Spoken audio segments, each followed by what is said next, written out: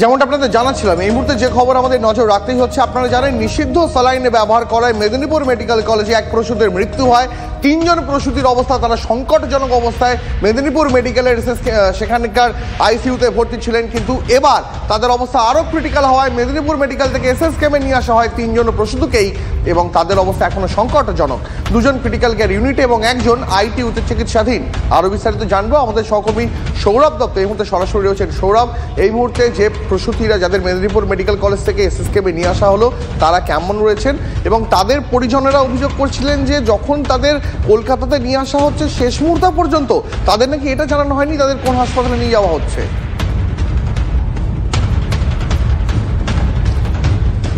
দেখো, যে 3 জন রোগিনী রয়েছেন এসএসকেএমে তাদের মধ্যে 2 জন সিসিইউ ক্রিটিক্যাল কেয়ার এবং 1 জন রয়েছেন ইন্টেনসিভ আইটিইউ বিভাগে।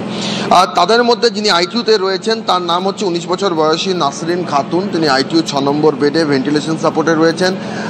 সিসিইউর মধ্যে 31 বছর বয়সী মিনারা বিবি, তিনি সিসিইউতে অক্সিজেন সাপোর্ট সিস্টেমে রয়েছেন, এবং 23 বছর বয়সী মাম্পি সিং তিনি ভেন্টিলেশনে রয়েছেন। এবং মাম্পি সিংয়ের অবস্থায় এই 3 জনের মধ্যে সবচেয়ে গুরুতর, তেমনটাই আমরা এসএসকেএম সূত্রে জানতে পারছি। তাদের যে পরীক্ষাগুলো করা প্রয়োজন সেই পরীক্ষাগুলো হচ্ছে রক্তের পরীক্ষা, ডায়ালিসিস, হেমোডায়ালিসিস যেগুলো করার দরকার সেই সবই পরীক্ষা চলছে। আর তুমি যে কথাটা বলছিলে যে গাফিলতির যে বিষয়টা, দেখো পরিজনকে জানানো হয়নি, পরিজনকে জানানো অবশ্যই পরিজনকে জানানোটা একটা অগ্রাধিকারের মধ্যে পড়ে, কিন্তু এই ঘটনায় আরও কতগুলো গুরুত্বপূর্ণ প্রশ্ন রয়েছে। প্রশ্ন 1, এই ঘটনাটা কবের? এই ঘটনাটা হচ্ছে বুধবার রাত 10:50 থেকে বৃহস্পতিবার সকাল 6:50। এই 8 ঘন্টা পর এই যে ঘটনা ঘটেছে, আমরা খবর করে জানিয়েছি বৃহস্পতিবার দিন এরকম একটা ঘটনা মেদিনীপুর মেডিকেল কলেজে ঘটেছে। তবে তখন থেকে তাদের শারীরিক অবস্থার অবনতি হতে শুরু করেছিল।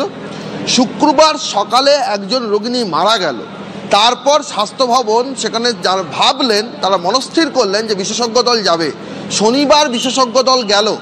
শনিবার বিকেলের মধ্যে একেবারে সৌরভ, এই গোটা সিস্টেমটাতে, এই গোটা টাইম লাইনটাতে একটা গয়ঙ্গচ্ছতি মনোভাব রয়েছে। সৌরভ, আজকেও তো স্বাস্থ্য ভবনে বৈঠক আছে, সেখান থেকে কি স্পষ্ট কোনো দিক নির্দেশ মিলতে পারে যে কিভাবে ওই প্রসূতির মৃত্যু হলো এবং বাকি প্রসূতিরা কেন এখনো আশঙ্কাজনক অবস্থায় হাসপাতালে? দেখো, স্বাস্থ্য ভবনে আজ যে বৈঠক রয়েছে 13 জন বিশেষজ্ঞ সদস্যের যে বৈঠক, সেই বৈঠক থেকে আমরা যেটা জানতে পারছি তাতে কিন্তু সেই বৈঠক থেকে নতুন একটা বিতর্কের সূত্রপাত হতে পারে। তুমি জানো রবিবার দিন কালকে বৈঠক হয়েছিল এবং সেইখানে একটা বিষয় তুলে ধরেছিলেন বিশেষজ্ঞ দলের সদস্যরা, যে তারা একটা জিনিস তাদেরকে ভাবাচ্ছে, একদিকে যেমন ওষুধের গণ্ডগোল রয়েছে কিনা, অন্যদিকে তাদেরকে ভাবাচ্ছে যে একই সলিউশন, একই স্যালাইন অন্য রোগীদেরও দেওয়া হয়েছে, অন্য ওয়ার্ডের রোগীদের দেওয়া হয়েছে, তাহলে শুধুমাত্র এই স্ত্রীরোগ বিভাগে 5 জন রোগীরই শারীরিক অবস্থার অবনতি এতখানি কেন হলো। আর সেই সংস্থার ওষুধ তো অন্য মেডিকেল কলেজেও ব্যবহার করা হচ্ছে, তাহলে শুধু মেদিনীপুর মেডিকেল কলেজেই কেন সমস্যা হলো? এই বিষয়গুলো নিয়ে পর কিন্তু অনেক স্বাস্থ্য ভবনের কর্তারা কিন্তু অনেক বেশি তারা জানতে আগ্রহী, এই প্রশ্নের উত্তরগুলো পেতে তারা আগ্রহী, এবং তারা মনে করছেন যে চিকিৎসকদের গাফিলতি রয়েছে কিনা সেই বিষয়টা, এবং স্বাস্থ্যকর্মীদের গাফিলতি রয়েছে কিনা বা কারোর গাফিলতি রয়েছে কিনা সেটাও কিন্তু, যেটাকে এবং সেদিকে আমাদের নজর থাকবে। নজর রাখো তুমি সৌরভ, অনেক ধন্যবাদ। আপাতত পরবর্তীতে আবার এই নিয়ে তোমার সঙ্গে কথা হবে।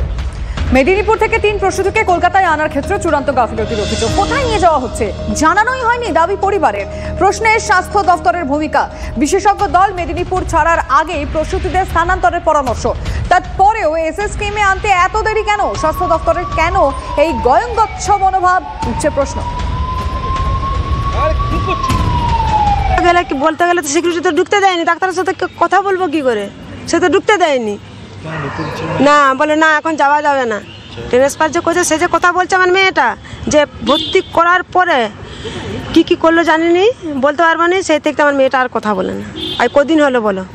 ইঞ্জেকশন 3,500 টাকা করে কিনতে হয়েছে, কলকাতা থেকে আবার ব্লাড নিয়ে যেতে হয়েছে।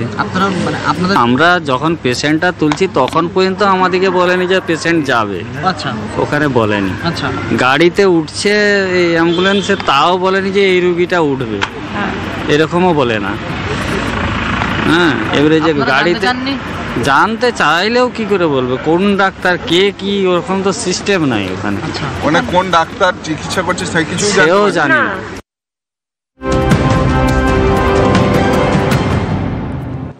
আর এই মুহূর্তে যে খবরের নজর রাখতেই হচ্ছে স্যালাইনের কাণ্ডে কলকাতা হাইকোর্টের জনস্বার্থ মামলা। আরো বিস্তারিত জানবো, সহকর্মী শ্রাবন্তী সাহা রয়েছেন টেলিফোন লাইনে। শ্রাবন্তী, দেখো 2024 মার্চ মাসে কর্ণাটক সরকার যে স্যালাইন প্রস্তুতকারী সংস্থাকে নিষিদ্ধ করেছিল, তারা কিভাবে এই রাজ্যে স্যালাইন বিক্রি করতে পারছে এবং সেটা ব্যবহার করা হচ্ছে বিভিন্ন সরকারি হাসপাতালে, এই প্রশ্ন তুলেই মামলা দায়ের হয়েছে। কৌস্তব বাগচি সহ আরো একজন বিজয় সিংহল, এরা দুজনেই মামলা দায়ের করেছেন। জোড়া এই মামলা দায়ের করার অনুমতি দিয়েছেন আজকে প্রধান বিচারপতি।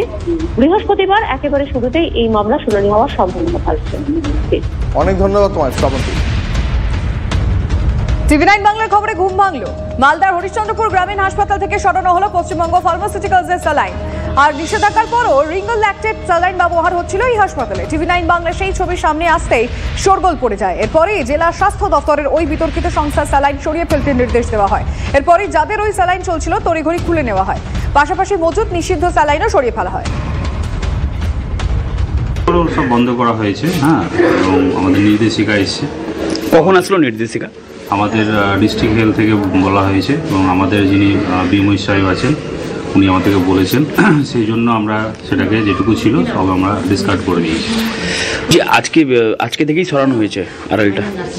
আমি তো আজকে সকাল থেকে ডিউটি আছি, সেখান থেকে কোনো আরএল আমি দেখিনি। আরো বেশ কয়েকটা বড় খবর আসছে, জানাবো।